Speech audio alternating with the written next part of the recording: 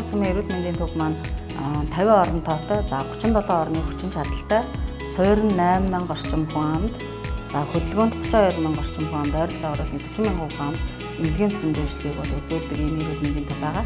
За 2015 оноос шинэ эмнэлгийн барилга ашиглалтанд орсон. За тухайн ашиглалтанд авсан барилга маань чанар хийцэн үед одоо муу байснаас гадна фасад нурах, за дээврээс ус алдах, за дулаан алдах гэсэн ийм асуудлууд бол их байсан. Тэгээд энэхүү асуудлуудыг бол 2023 болон 2024 онд одоо гадна фасад янзлах, цонх солих, за дээвэр дулаалах ийм ажлууд бол 2023-2024 онд бол хийгдсэн. Ингэснээрээ бид одоо 2024 оны өвөлдөө за сайхан дулаахан өвлжүүд тог цахилгаан болоод за эмчлүүлэгчийн 5 дахьтай байдал дээр бол үр дүн гаргаж ажилласан.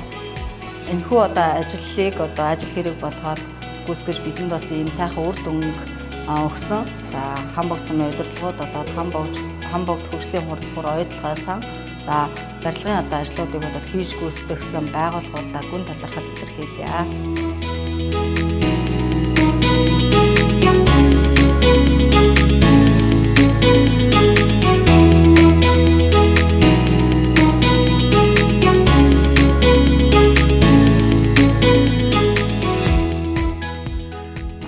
Би их орхон эмэгтэйчүүдийн эмч төлөвлөгөө байна. Энэ нэмэлт одоо 9 дэх жилдээ ажиллаж байгаа. Намайг ажилд орсноос хойш сая өнгөрсөн 100 эмнэлэгт маань их засвар хийгдсэн. Гадна фасад бүгд солигдсон, эмнэлгийн дээврийн засвар хийгдсэн. Үүнээс гадна мөн эргэн тойрон эмнэлгийн хашаанда засналтай болсон байгаа. За энэ засналын ажил хийгдснээрээ болохоор эмнэлгийн ойр орчны тоосчлт аягүй их багассан. Үйлчлүүлэгч нар машины зогсоолтой болсон аягүй сэтгэл хангалуун байгаа. Эмнэлгийн гадна фасадны ажил хийгдснээрээ болохоор эмнэлэг аягүй дулаахан болсон.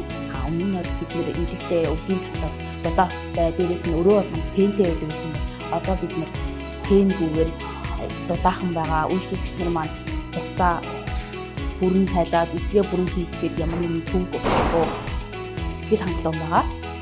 За 3 давхраад ихэвчлэн нөгөө 3 давхар төрх мэсийн засаг байдаг.